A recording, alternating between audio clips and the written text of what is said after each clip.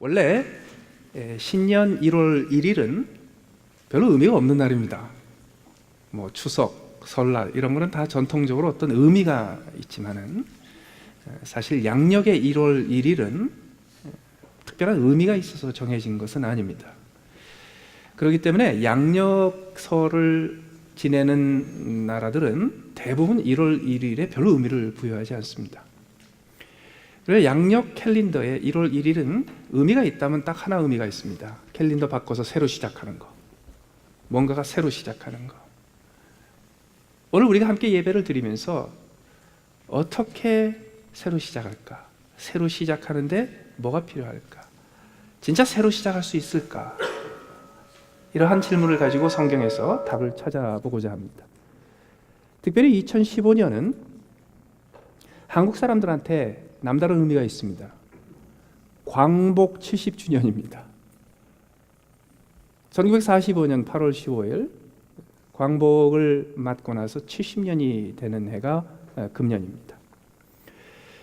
70년 전에 8월 15일 날 일제강점기가 끝났습니다. 한국 국어 대사전에는 일제강점기라고 나오는데 원래 국제적으로 상식적으로 얘기하면 일제식민지 시대가 맞습니다. 그런데 일제강점기가 끝나고 미제강점기가 시작됐다라고 생각하시는 분들 때문에 자꾸 그 단어를 쓰는 것 같은데 일제식민지 시대가 8월 15일 날 사실 끝났습니다. 근데 그 8월 15일 날 어떤 일이 벌어졌는가라는 것을 우리가 드라마나 영화나 소설이나 이야기들을 통해서 이렇게 듣다가 가지고 있는 8월 15일의 그림이 좀 있어요.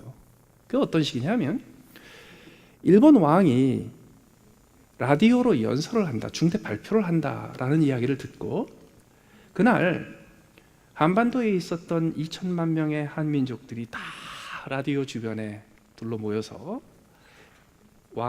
일왕의 연설을 듣습니다.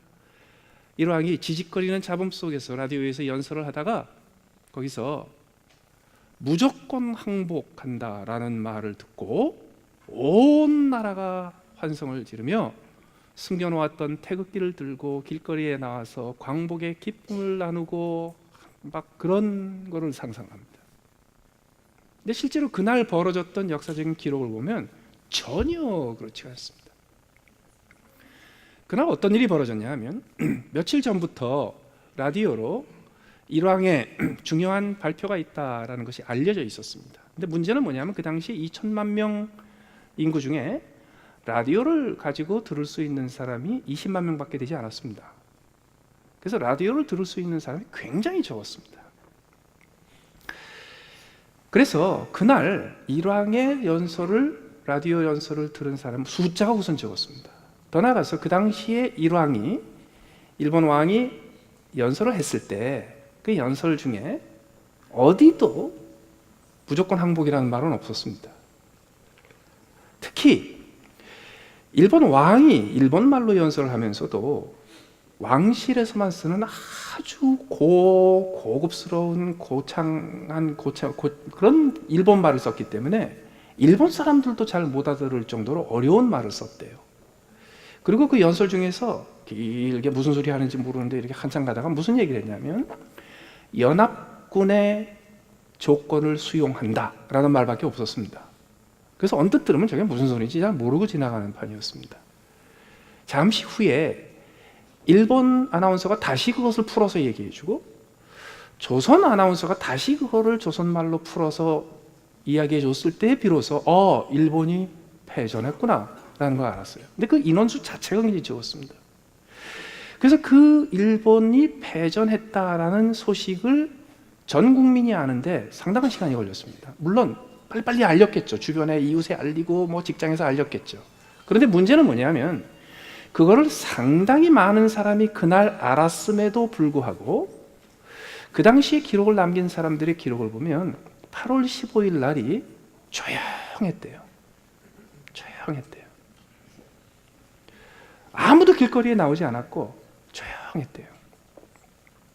그리고 8월 16일이 되니까 비로소 곳곳에서 태극기를 그리되 사괴를 그리지 못하고 그냥 빨간색, 파란색 동그라미만 그려가지고서 그걸 들고 곳곳에서 나와서 만세를 부르고 드디어 광복이 됐다, 드디어 우리 나라를 되찾았다.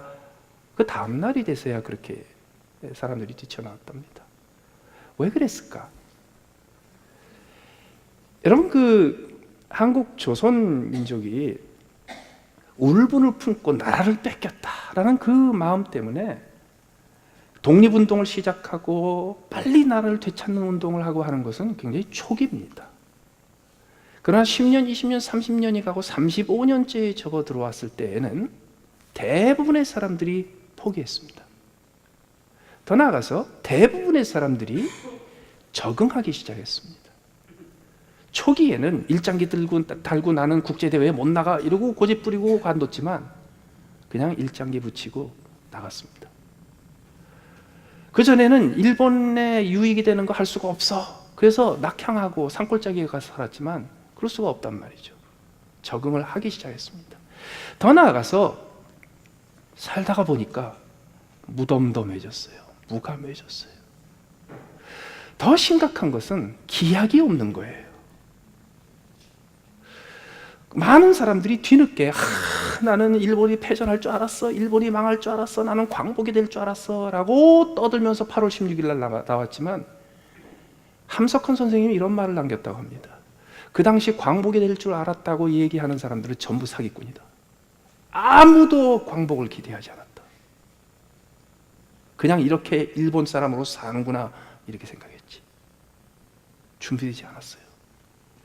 더군다나 일왕이 나와서 연설을 할 적에 모든 사람들이 호주를 점령했나? 어디서 또 승전을 이렇게 기대했답니다. 왜? 일본이 패전하고 있고 전쟁에 지고 있다는 것을 아무도 몰랐습니다. 왜냐하면 미디어를 통제하고 있었기 때문에, 언론을 통제하고 있었기 때문에. 그래서 누구도 상상을 못했답니다.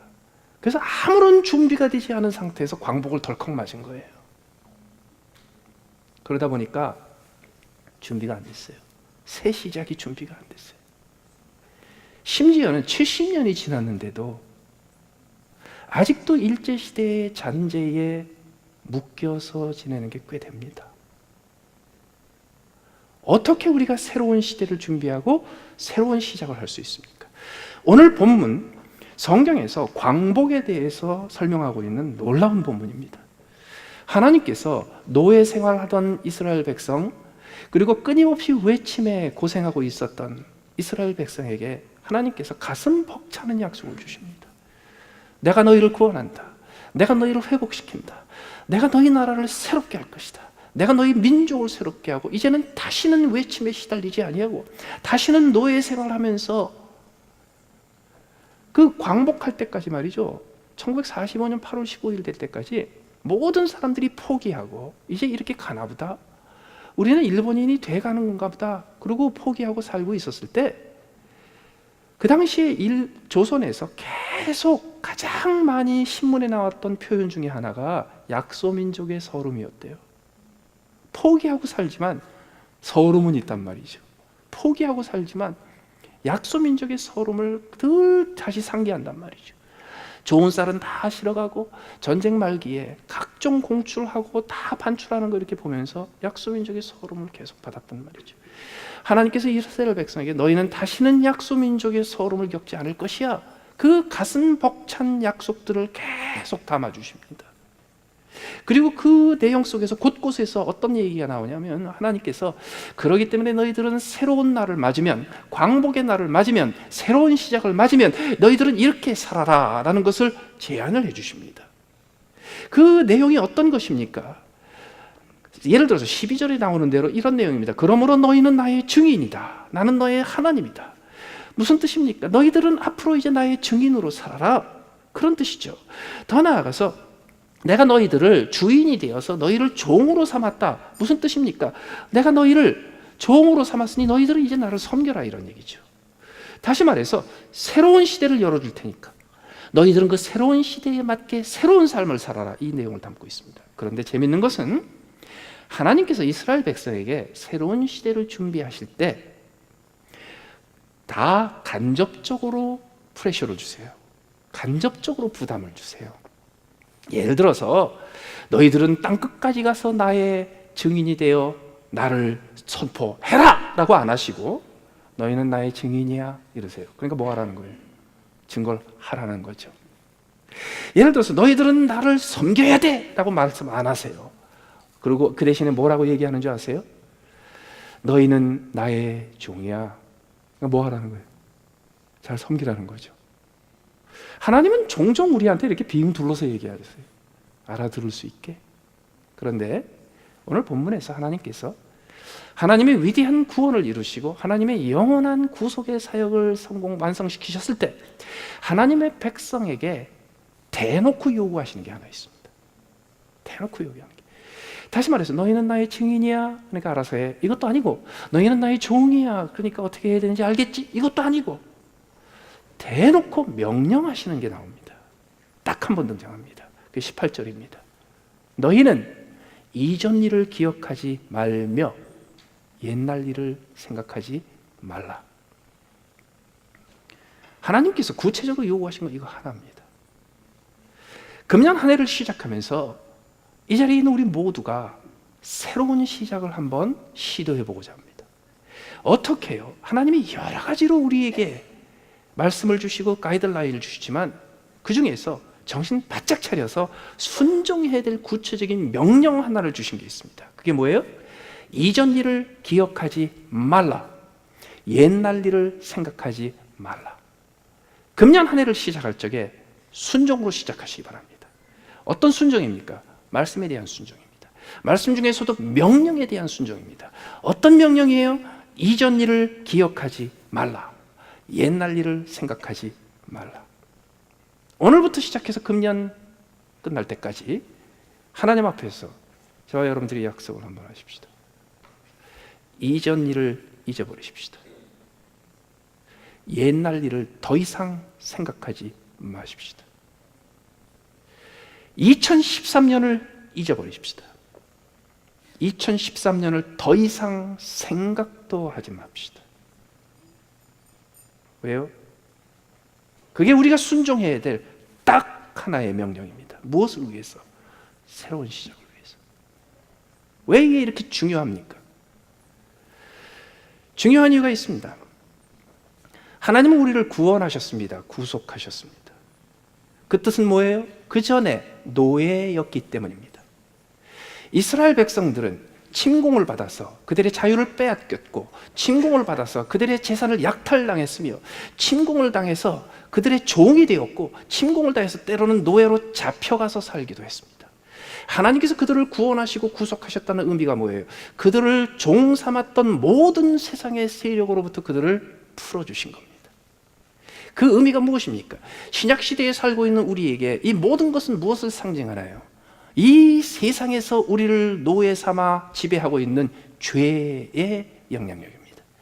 하나님께서 우리를 구원하셨습니다. 무슨 뜻입니까? 우리를 죄의 노예에서 풀어주신 겁니다. 하나님께서 우리를 구원하셨습니까? 하셨습니다. 무슨 뜻입니까? 하나님께서 우리를 죄의 저주로부터 풀어주셨습니다. 하나님께서 우리를 구원하셨습니다. 하나님께서 우리를 죄의 형벌의 노예로 살고 있었던 우리를 풀어주셨습니다. 하나님께서 우리를 풀어주셨습니다. 죄의 저주와 죄의 심판과 죄의 영향력으로부터 노예 생활하고 있었던 우리를 풀어주신 거예요. 그렇기 때문에 우리가 하나님을 믿고 예수 그리스도를 영접하여 나의 구주와 주님으로 삼았을 때 하나님은 우리를 죄의 노예로부터 풀어주시고 죄의 심판으로부터 풀어주시고 죄의 저주로부터 풀어주시고 죄의 모든 영향력으로부터 우리를 풀어 더 이상 노예 생활하지 않게 하셨습니다. 누가 하셨습니까? 하나님이 하셨습니다. 그런데 문제는 뭐냐 하면 우리를 하나님께서 죄로부터 풀어주시고 죄의 심판으로부터 풀어주시고 죄의 저주의 노예 생활부터 풀어주셨는데 그렇기 때문에 우리의 발목을 잡고 있었던 모든 착고가 풀렸어요. 죄의 착고가 풀리고 죄의 저주의 착고가 풀리고 죄의 심판의 착고가 풀리고 죄의 형벌의 착고가 풀렸어요. 그런데 우리 스스로 쫓아가서 우리의 발목을 다시 착고에 맵니다. 그래서 우리 스스로 노예가 됩니다. 어떻게? 과거의 노예가 됩니다. 그게 뜻이에요. 나머지는 하나님이 우리한테 명령하실 필요가 없어요. 하나님이 다 해주셨으니까.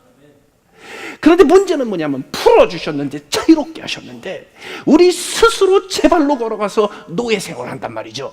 어디에 종이 되는 거예요? 과거의 종이 되는 거예요. 오늘 본문에 두 가지 표현이 등장합니다. 너희는 이전 일을 기억하지 말라. 영어 성경에서는 종종 이것을 이렇게 번역합니다. Forget the former things. 이전 것들을 기억하지 마라. 두 번째로 옛날 일을 생각하지 말라. 이것은 do not dwell in the past라고 번역합니다. 첫 번째는 그렇기 때문에 것입니다. 것, things, former things. 여러 가지로 적용할 수 있지만 한 가지 우리를 아직도 노예 삼아서 우리를 노예 근성으로 만들어가고 있는 과거의 영향력 중에 뭐가 있는지 아세요? 과거에 내가 이랬는데 라는 거예요. 그거 잊어버리지 않으면 여러분들은 아직도 노예입니다. 하나님의 자녀가 돼서 죄로부터 자유를 얻었는데 아직도 노예입니다. 옛날에 공부 잘하셨어요? 잊어버리세요. 옛날에 공부 못하셨어요? 옛날에 공부 못해가지고 한이 남아서 끝까지 50, 60이 됐는데 대학 등록하고 그러지 마세요. 그거 별로 그렇게 대단한 거 아닙니다. 뭐가 그렇게 아쉬워서? 공부 못하는 대신에 잘 노셨잖아요. 그게 남는 장사지. 여러분, 공부 못한 것 때문에 한이 되셨어요? 중요한 건 뭐냐면 공부 잘한 것 기억하는 사람은 공부 잘한 것의 노예가 됩니다. 보세요. 노예로 살지. 과거에 내가 이런 사람이었는데 그것이 좋은 거고 그것이 나에게 축복이었더라도 그것을 기억하면 나는 거기에 노예가 됩니다. 과거에 내가 이거밖에 안 되는 사람이었는데 라고 얘기했어요. 그거를 잊어버리지 못해요. 그럼 거기에 노예되는 거예요. 하나님께서 예수 그리스도의 십자가의 죽으심을 통해서 우리를 죄의 노예로부터 해방하시고 우리를 형벌의 노예로부터 영원한 저주로부터 우리를 해방하셨는데 우리는 우리 발로 걸어 들어가서 과거라는 감옥에 우리를 가둬버립니다.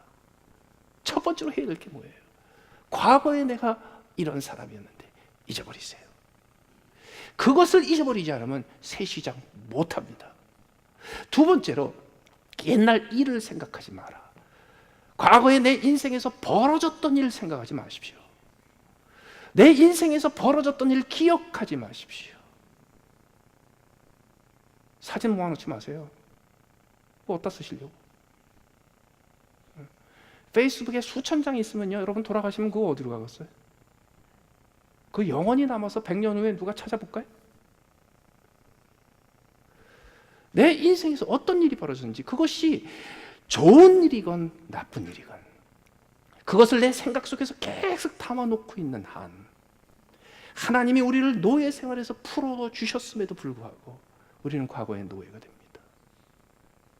잊어버리세요. 더 나아가서 이것을 기억하지 말며 옛날 일을 생각하지 말아야 될 더 중요한 이유가 있습니다. 재미있는 사실은 오늘 본문에 이 43장에서 3장만 넘어가면 이사야서 46장 9절에 하나님이, 똑같은 하나님이 이렇게 얘기하세요. 너희는 옛적 일을 기억하라. 3장밖에 차이 안 나요. 43장 18절에서 너희는 옛날 일을 생각하지 마라 그랬는데 3장만 넘어가니까 46장 9절에 너희는 옛적 일을 기억하라. 여러분, 성경 볼 때 되게 헷갈리시죠? 헷갈릴 적에 둘 중에 하나입니다. 잘 고르세요. 성경이 틀렸든지 내가 틀렸든지, 성경이 시원찮게 기록됐든지, 그래서 원래 헷갈리게 기록이 됐든지, 아니면 성경은 제대로 기록이 됐는데 내가 뭐가 부족해서 헷갈리고 있는 건지, 어디가 맞을까요? 헷갈리세요? 헷갈리시면 안 됩니다. 46장 9절에서 너희는 옛적 일을 기억하라. 그 다음에 뭐가 나오는지 아십니까? 나는 하나님이라. 기억해야 될 게 뭔지 아세요? 하나님이에요. 오늘 본문으로 다시 와보세요. 43장 18절 너희는 이전 일을 기억하지 말며 옛날 일을 생각하지 마라. 19절 보라 내가 새 일을 행하리니. 이 뜻은 뭐냐 하면요, 이제 기억 상실증에 걸려서 살라는 뜻이 아닙니다. 옛날 일을 기억하는 대신에 그 기억의 장소를 치워놓으십시오. 그 메모리 스페이스를 지워버리십시오. 그 기억의 생각의 장소를 리포맷 하십시오. 왜? 거기다가 새로 기록할 것이 있습니다. 그게 뭐예요? 하나님이 새 일을 행하시는 것. 우리는 불교에서 얘기하는 것처럼 그냥 다 지워버리고 다 잊어버리고 그냥 무아독 뭐 이렇게 사는 게 아닙니다. 왜요? 우리는 그 기억의 장소를 비우는 이유가 있어요. 왜? 거기에 채워야 될 게 있습니다. 뭘로 채워요? 하나님의 새 일. 우리의 생각의 자리를 지워버려야 될 필요가 있습니다. 왜요? 그것을 지워버리고 허허하게 사는 것이 이상이 아니라 그곳에 채워야 될 게 있습니다. 무슨 생각으로 채워요? 하나님이 행하시는 새 일. 그 새 일은 어떤 일입니까? 보라, 내가 새 일을 행하리니. 하나님께서 그 새 일을 행하신다는 말씀을 하시기 전에 하나님께서 자기 자신이 어떤 분이신지를 네 가지로 얘기하십니다. 첫 번째, 나는 너를 창조하였노라. 더 나아가서 나는 너의 왕이니라. 그랬는데 나는 너를 창조했다 그러면 정신 번쩍 들어서 제대로 살 줄 알았는데 아니거든요. 나는 너의 왕이니라 그래서 정신 바짝 차리고 열심히 순종하면서 살 줄 알았는데 안 그랬거든요. 그래가지고 나는 너의 창조주니라, 나는 너의 왕이니라 그래도 더 이상 겁을 안 먹어요. 그래서 엉망진창이 되어버렸단 말이죠. 그래서 그 다음에 하나님이 자기 자신을 어떻게 나타내십니까? 나는 구원자니라, 나는 구속자니라. 그렇기 때문에 우리가 새 일을 행하시는 하나님을 기대하고 그분을 생각하고 그분의 기억으로 새롭게 우리의 기억의 창고를 채운다면 가장 먼저 우리는 구원자 하나님이 어떤 분이신지를 생각해 봐야 합니다. 구원자 하나님은 어떤 분이십니까? 43장 11절에 곧 나는 여호와라, 나 외에 구원자가 없느니라. 내가 알려주었으며 구원하였으며 보았고 너희 중에 다른 신이 없었나니 그러므로 너희는 나의 증인이요 나의 하나님이니라. 여호와의 말씀이니라. 첫 번째로 저와 여러분들은 구원받은 하나님의 자녀입니다. 그렇기 때문에 하나님은 나의 구원자이십니다. 어떻게 구원받았습니까? 우리가 행한 것은 아무것도 없습니다. 하나님이 다 하셨습니다. 그래서 12절에 나온 대로 하나님이 알려주셨어요. 뭘 알려주셨어요? 내가 구원했다는 것을 알려주셨어요. 그리고 우리에게 보여줬어요. 그래서 우리가 할 일은 뭡니까? 알려주셨으니까 알고, 보여주셨으니까 보고, 아, 나는 하나님의 종이구나. 이거를 보면 되는 겁니다. 아무것도 할 일 없어요. 그런데 하나님이 우리를 어떻게 구원하셨습니까? 거기에 보시면은요, 하나님이 우리를 구원하시되 모든 갈대아 사람에게 자기들이 연락하는 배를 타고 도망가게 내려보내고 내가 바벨론에 사람을 보내고 이런 표현이 등장하죠. 여러분, 이스라엘 백성들이 하나님이 그들을 구원하시기 위해서 바벨론에 사람을 보내고 모든 갈대아 사람들에게 자기들이 타고 있던 배를 타고 자기 혼자 도망가도록 하셨는데 알았을까요? 여러분, 하나님이 지금도 우리의 곤경으로부터 어려움으로부터 건져주십니다. 하나님이 내게 새 일을 시작하는데 그 새 일은 어떤 일입니까? 구원자 하나님이 늘 하시던 대로 또 우리를 어려움에서, 곤경에서, 힘든 일에서, 우리의 역경으로부터 하나님께서 또 건져주십니다. 우리를 둘러싸고 있는 위협으로부터 하나님이 우리를 건져주세요. 그런데 하나님께서 어떻게 건져주시냐면 첫 번째로 우리에게 보장을 주세요. 13절 과연 태초부터 나는 그이니 내 손에서 건질 자가 없도다. 무슨 뜻입니까? 내가 너의 구원자이기 때문에 나는 안 뺏겨. 나는 내 손에서 너를 붙잡고 있어. 누구도 내 손에서 너를 탈취할 자가 없어. 두고 봐, 나는 결코 너를 내 손에서 놓지 않을 거야.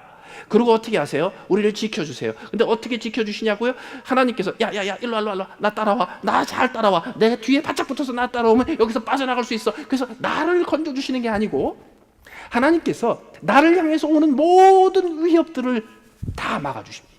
다 차단을 해주십니다.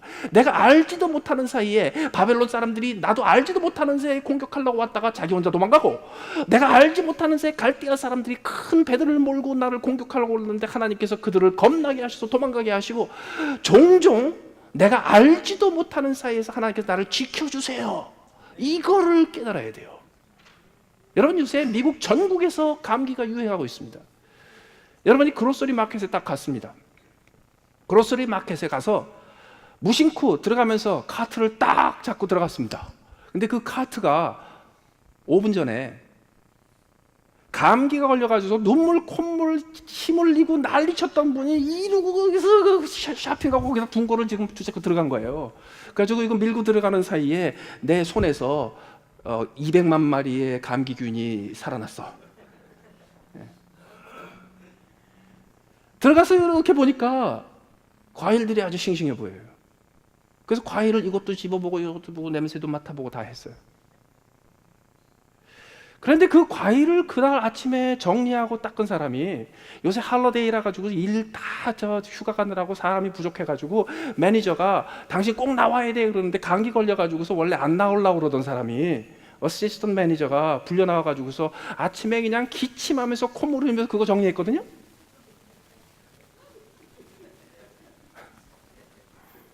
모르는 거예요.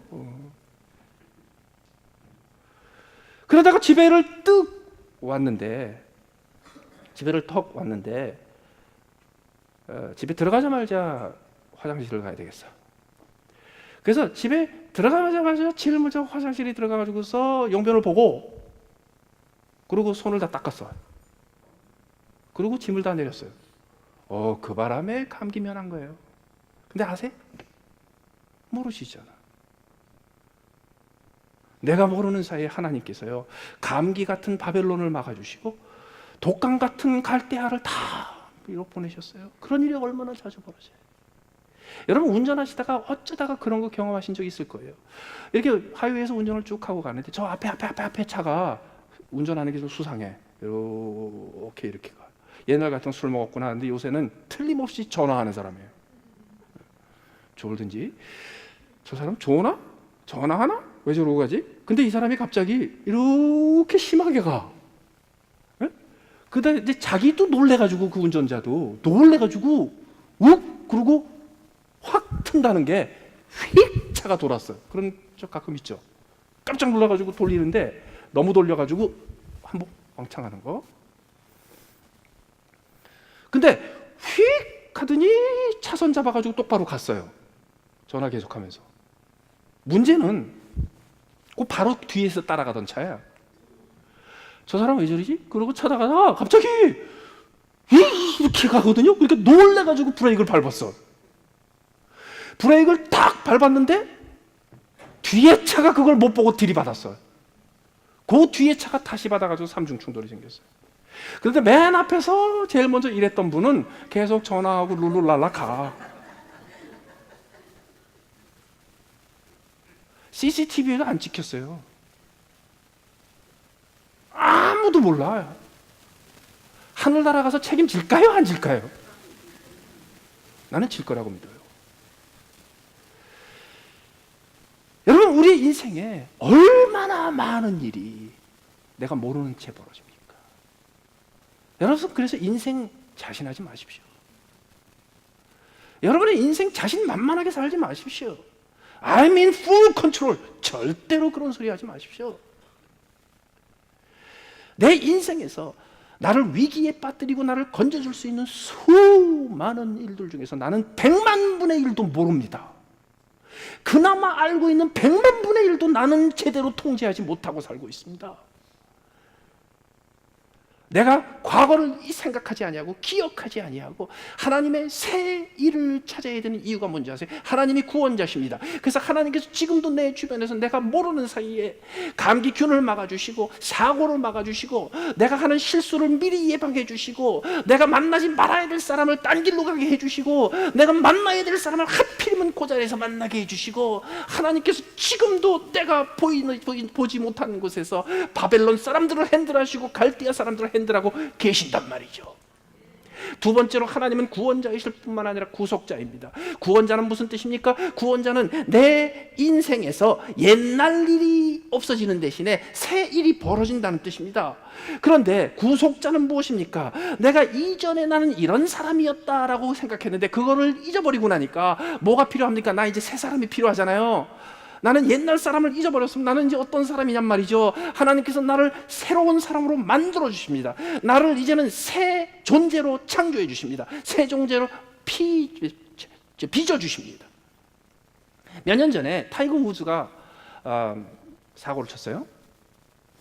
굉장히 착하고 성실하고 아주 모범적인 사람인 줄 알았는데 느닷없이 여러 여자들하고 이상한 짓 하고 다녔다는 게 공개가 됐습니다. 근데 그거를 하필이면 또 와이프가 제일 먼저 알았어요. 그래가지고 저 스칸디나비아 출신의 금발의 아내가, 모델 출신의 아내가 골프채를 들고 죽여버리겠다고 집에서 휘두르는데 타이거 우즈가 도망 나와가지고 피하느라고 피한 게 그 에스컬레이드 캐딜락 SUV 뒤로 숨어서 자기 와이프 휘둘리는 골프채 피하려다가 차상하고 그 바람에 알게 됐어요. 온 세상이. 너무너무 충격을 받았죠. 그래가지고 타이거 우즈가 그 다음부터 몇 달 동안 출전을 못했습니다. 그때 많은 사람들이 야 저거밖에 안 되는 사람이구나, 실망했구나 그러고 지났는데 문제가 생겼습니다. 타이거 우즈가 안 나타나니까 미국 경제가 흔들려. 타이거 우즈가 안 나오니까 시청률이 뚝 떨어지고 그 방송국 그 수입이 떨어지고, 타이거 우즈가 안 나오니까 골프장 가는 사람들이 떨어지고요. 경기가 있을 때마다 5만 명씩 모였는데 5천 명밖에 구경꾼이 안 오고요. 매상 다 떨어지고, 이게 미국 경기가 가뜩이나 힘들어 죽겠는데 미국 경제에 0.5% 타이거 우즈가 기여하는 게 있단 말이에요. 그래서 뭐 사람이 그래도 안 되겠다. 저 사람 빨리 돌아와야 되겠다. 제자리에 와야 되겠다. 회복이 돼야 되겠다. 그래가지고 많은 사람들이 타이거 우즈한테 어떻게 하면 다시 원대 복귀할 수 있을지, 어떻게 하면 다시 제자리에 올 수 있을지 개인적으로 공개적으로 많은 조언을 해줬어요. 근데 그 중에 전직 교육부 장관을 했던 분이 이런 조언을 했습니다. 타이거 우즈가 제자리에 다시 돌아와서 회복이 되려면 종교를 바꿔야 된다. 그 소리 하는 바람에 미국이 또 뒤집어졌어요. 지금 어느 시대인데 지금 종교 개종시키려고 난리치냐. 근데 그분이 왜 그런 소리 했는지 아세요? 그 뒷얘기가 더 중요한 얘기예요. 이분이 왜 그런 얘기를 했냐면, 여러분 타이거 우즈 종교가 뭔지 아세요? 태국 불교입니다. 왜? 타이거 우즈 어머니가 태국 사람입니다. 그 태국 불교를 가장 큰 겁니다. 이분이 이런 얘기를 합니다. 종교를 바꿔야 합니다. 왜? 불교에는 회복이 없습니다. 회복은 기독교에만 있습니다. 타이거 우즈가 진정 마음과 영혼과 몸이 회복되려면 회복의 종교로 돌아와야 합니다. 그 회복의 종교라는 영어의 표현이 뭔지 아세요? Religion of Redemption. 구속의 종교. 불교란 뭡니까? 인생에 내게 벌어진 모든 일들을 잊어버리건, 아니 도교는 다 잊어버리라고 그러고 불교는 다 품고 그러려니 하고 다 감당하고, 그리고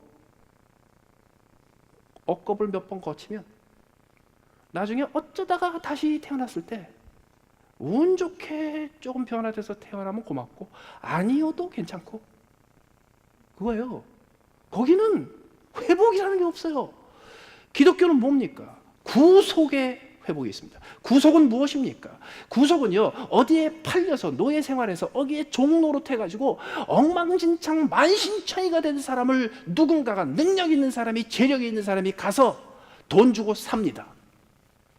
그래서 그를 노예로 삼았던 모든 것을 값을 지불하고 차단해 줍니다. 그리고 이렇게 얘기합니다. 내가 값을 지불하고 너를 샀어. 너는 이제 내 것이야. 너는 이제 나의 소유야. 그리고 이렇게 선언해 줍니다. 그런데 내가 너에게 자유를 주마. 그게 기독교의 구속이에요. 그렇기 때문에 구속을 체험한 사람은 뭐를 얻게 되는지 아세요? 나는 이제 새로운 존재야. 나는 이제 과거가 값을 지불하고 청산이 되었어. 나는 이제 과거와는 다른 사람이야. 이게 구속자예요. 금년 한 해 동안에 하나님께서 나를 하나님의 자녀로 변화시킬 뿐만 아니라 하나님께서 끊임없이 나를 새로운 존재로 만들어주시는 새 일을 기대하십시오. 어떻게 구속자의 은혜를 입냐고요? 어떻게 구원자의 은혜를 입냐고요? 소속을 바꾸세요. 소속을 바꾸세요. 얼마 전에 프랑스에서 많은 정치인들이 나라의 문제를 고민을 하다가 대통령과 장관들이 국민들에게 이렇게 약속을 했습니다. 선거에서 우리가 정권을 잡으면 모든 부자들에게 아주 높은 세율을 적용할 겁니다. 그래서 부자에게 세금을 많이 걸어서 이 프랑스의 문제를 해결하겠습니다. 그래서 그분들이 인기를 얻어가지고 정권을 잡았어요. 근데 그 대통령 선거가 결정이 되는 날 수많은 프랑스 부자들이 딴 나라로 나가버렸어요. 국적을 바꿔버렸어요. 프랑스에서 대대로 존경받았던 그런 사업가 집안도요 다 옮겨버렸어요. 그 중에 한 사람은요, 푸틴 대통령이 전화해가지고 러시아로 국적 바꾸면 세금 하나도 안 매기겠다고 그날로 바꿔버렸어요. 희한한 나라가 있어요. 그런데요, 여러분, 그 프랑스 나라의 말이 아닙니다. 이 땅에서도 우리 다 합니다. 예를 들을까요? 미국에서 법인 등록이 가장 많이 되어 있는 데가 델라웨어주입니다. 왜 그런지 아세요? 거기 법인세가 없어요. 그래서 사업은 버지니아에서 하면서 등록은 델라웨어에 해놨어요. 왜? 버지니아는 세금 매기는데 델라웨어는 안 매기니까. 은퇴 준비하시던 분들이 많은 경우 텍사스나 플로리다 같은 데 가서 사십니다. 아니면 거기다가 조그마한 집 하나 사놓고, 그리고 뭐 살기는 반 이상 여기 와서 살면서 주민 등록은 거기다가 해놔요. 왜요? 거기 소득세가 없어. 다시 말해서 저기 가면 세금 안 받네? 그럼 거기다가 적을 옮기는 거예요, 그냥. 여러분, 불교에다가 적을 두시겠어요? 기독교에다 적을 두시겠어요? 고르세요. 고르세요. 어디에 회복이 있습니까? 어디에 리뎀션이 있습니까? 어디에 구속이 있습니까? 그곳으로 적을 옮기세요. 그러면 여러분들은 그 나라의 법의 지배를 받아요. 하나님 나라, 여호와 하나님의 나라, 예수 그리스도의 나라의 법이 뭔지 아세요? 주께서 값을 지불하시고 여러분들을 노예 상태에서 구입하여 너는 내 것이라 선언하신 후에 우리를 풀어주세요. 너는 이제 자유야. 그것을 경험하는 거예요. 그 시작이 뭔지 아세요? 하나님께서 내 인생에서 새로운 구원의 일을 시작하시고 하나님께서 내게서 새로운 존재를 창조하시는 새 일을 오늘부터 시작하셨기 때문에 하나님이 바쁘신 동안에 내가 해야 될 한 가지 순종을 하겠습니다. 그게 뭡니까? 이전 것을 기억하지 말며 옛날 일을 생각하지 않는 겁니다. 그랬을 때 어떤 일이 벌어집니까? 너희가 그것을 알지 못하겠느냐? 이제 나타낼 것이라 너희가 그것을 알지 못하겠느냐? 반드시 내가 광야의 길을 사막에 강을 내리니. 하나님이 하시는 거는요, 생각할 수 없는 일을 하셔요. 말이 안 되는 일을 항상 하셔요.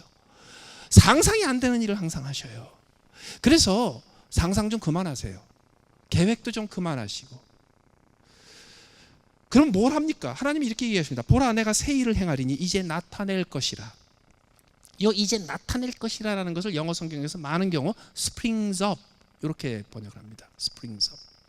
이게 무슨 얘기냐면 하나님께서 어느 날 광야의 길을 내실 때 그냥 천지가 진동하는 소리가 나고 광야에 지진이 나듯이 쫙 갈라져가지고 거기서 갑자기 쫙 홍해가 나다 이렇게 안 하세요. 왜 안 하세요? 광야의 길을 낼 적에, 사막의 길을 낼 적에도 갑자기 바다에 해일이 일어나게 해가지고 쓰나미가 일어나게 해가지고 갑자기 뚝이 터지고 그냥 거기에 이렇게 안 하세요. 어떻게 하는지 아세요? 조금씩 하세요. 그래서 조금씩 하실 때 어떻게 하시는지 아십니까? 그 하나님이 하시는 일이 조금씩 springs up, 조금씩 배어나와. 그래서 우리가 할 일이 뭔지 아십니까? 열심히 보는 거예요. 뭘 보는 거예요? 하나님이 지금 새 일을 행하신다고 그랬어. 하나님이 하신다고 그랬으니까 하시겠지. 이분이 뭐 하시나 보시라고. 그럼 뭐가 보이는지 아세요? 갑자기 땅이 갈라지고 강이, 이게 아니고 강이 생기기 전에 어딘가가 촉촉해져요. 길이 만들어지기 전에 어딘가가 바람에 날려서 먼지들이 슬슬 쓸리기 시작해. 그걸 하나님이 하신다는 거예요. 그리고 그걸 지금 나타내고 계신다는 거예요. 그래서 뭐 하라고요? 그걸 보라고요. 하나님께서 얼마나 답답하셨는지 아세요? 너희가 그것을 알지 못하겠느냐? 반어법이죠. 이 얘기는 뭐냐면 정말 모르겠어? 이 정도로까지 했는지 모르겠어? 무슨 얘기냐면요, 보면 보입니다. 둘러보십시오. 보입니다. 하나님께서 여러분의 인생에서 새 일을 행하시는 것이 보입니다.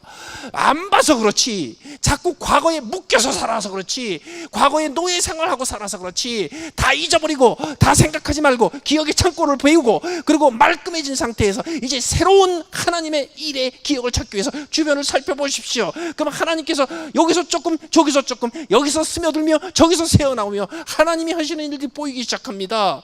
그걸 왜 못 보냐고요? 하도 답답하니까 하나님 뭐라고 그러셨어요? 장차 들짐 숨고 승냥이와 타조도 나를 존경할 것은, 여기 타조라고 나왔는데 어떤 영어 성경에서는 올빼미로 나옵니다. 승냥이와 올빼미가 뭐냐면요, 짐승들 중에서도 안 쳐주는 애들입니다. 동물 중에서도 쳐주는 서열에 안 드는 애들입니다. 이렇게 둔에 빠진 동물 중에서도 제일 둔에 빠진 애들도 다 보는데 왜 너희들은 못 보냐 이거예요. 왜 못 보는지 아세요? 기억하고 있어서 그래. 이전 것을 왜 못 보는지 아세요? 옛날 일만 생각하고 있어서 그래요. Forget it. Don't dwell in the past. 그럼 뭐가 보여요? 하나님이 하시는 일이 보여요. 여러분, 버지니아에 살고 있으면서 정말 즐겁고, 야, 여기 사는 거 괜찮다. 그럴 때가 초봄입니다. 초봄. 버지니아에 봄이 와서 조금 따뜻해지기 시작하면, 버지니아에 워낙에 나무가 많잖아요. 초목이. 근데 이게 짙은 갈색으로 다 말라 비틀어져 있는 나뭇가지에 날씨가 풀렸다 그러면요, 곳곳에서 조그마한 실록, 아주 예쁜 연두색의 싹이 조금씩 밀고 나옵니다. 그런데 그것을 차 타고 이렇게 지나갈 적에는 잘 안 보여요. 그런데 그거를 유심히, 이제 봄이 오나 보다 싶으면요, 열심히 보십시오. 뭐가 보이는지 아세요? 가까이 가면요, 1mm, 2mm 이렇게 나오는 싹인데, 멀리서 보면요, 뭔가가 느리해, 뭔가 좀 그리니시해, 뭔가가 살짝 밝아졌어요. 그 다음날 그 앞을 지나가면요, 조금 더 초록색이 됐어요. 그 다음날 그 앞을 지나가면 그 예쁜 실록의 초록이 점점 이끼 덮여 있듯이 숲에 이렇게 가득 차 있어요. 그거 보는 즐거움이 얼마나 기가 막힌데. 힘들어요? 오늘 가게에서 벌어진 일 다 잊어버리시고 집에 갈 적에 다 잊어버리시고 생각하지 말고 보시라고. 하나님이 무슨 새 일을 하시는가. 그러면요, 안 보는 게 보여요. 그 파릇파릇한, 보일 듯 말 듯한 그 초록의 변화들이 보이기 시작해요. 그러면 그걸 보면 어떻게 됩니까? 기분이 좋죠? 그거를 보면 괜히 기분이 좋고 즐거워지죠? 그거를 보면 괜히 콧노래가 나오죠? 그거를 보면, 야, 그래도 힘들지만 여기서 사는 게 참 괜찮아, 이 소리가 나오죠? 그리고 그 다음날 직장에 가가지고 그래서 괜히 흥이 나오고 괜히 콧노래가 나오고 그러면요, 사람들이 너 왜 요새 뭐 좋은 일이냐? 아니야, 너 밖에 나가서 이 봄이 오는 것을 한번 봐. 봄이 언제 온다고 그래? 가서 한번 봐. 실록이 얼마나 이쁘니? 그 얘기를 하게 될 거 아니에요. 그 얘기가 뭐냐면 21절에 이 백성은 내가 나를 위해서 지었나니 나를 찬송하게 하려 함이라. 하나님께서 찬송을 주십니다. 하나님께서 노래를 주십니다. 하나님께서 멜로디를 주십니다. 그런데 그 노래를 주시고 멜로디를 주실 때 그게 입술에만 주시는 게 아니에요. 우리의 마음속에 찬송이 찾아와요. 우리가 비워놨던 기억의 창고 속에 하나님께서 멜로디를 넣어주세요. 우리가 생각하지 않겠다고 작정하고 우리의 생각의 창고를 비워놓은 곳에 하나님께서 새로운 가사를 주시고 새로운 멜로디를 담아주세요. 그래서 흔들면 나와요. 거기서 콧노래가 나오고 즐거운 소리가 나오고 거기서 기쁜 소리가 나오고 기쁜 멜로디가 나와요. 그것이 찬송이에요. 우리의 삶으로 전도하면 되지. 우리의 삶으로 증인이 되면 되지. 그런데 문제는 뭐냐면요, 하나님이 하신 새 일은 다 잊어버리고 내가 옛날에 했던 일만 기억하고 있는 사람은요, 아무리 잘 살아봤자 증인 못 돼. 그러나 하나님이 지금도 새 일을 행하시고 있는 것을 내 주변에서 파릇파릇 돕고 있는 하나님의 새 일의 증거들을 매일매일 조금씩 보면서 그것을 즐거워하는 사람은 항상 무슨 말을 하게 됩니까? 아, 하나님이 괜찮은 분이야. 어저께도 하나님이 내 인생에서 이렇게 해주셨고 오늘 주일날 하나님께서 교회에서 내게 이런 일을 해주셨고 그것이 매일매일 조금씩 증거로 노래로 멜로디로 나온단 말이죠. 그거보다 더한 증거가 어디 있습니까? 그거보다 더 위대한 증인의 삶이 어디 있습니까? 그것이 하나님이 하시는 일이에요. 금년 한 해 동안에 구원자 하나님을 다시 한번 맛볼 수 있게 되시길 바랍니다. 금년 한 해 동안에 여러분을 소유하시고 여러분의 주인이 되시고 여러분들을 되사시고 그리고 너는 내 것이야 하신 후에 내가 너에게 이제 완벽한 자유를 허락하노라 구속자 되신 하나님으로 인하여 여러분 새로운 존재로 변화되는 것을 경험해 보시기 바랍니다. 그러기 위해서 오늘 해야 될 일이 뭔지 아세요? 말씀에 순종하는 겁니다. 하나님께서 딱 한 번 직접적인 명령으로 주셨던 그 말씀, 이전 일을 기억하지 말라, 옛날 일을 생각하지 말라. 그곳에 하나님께서 하나님이 이루시는 새 일의 생각과 하나님이 이루시는 새 일의 기억들로 이 한 해 여러분의 기억의 창고를 가득 채워 주실 것입니다. 같이 한번 기도하시겠습니다.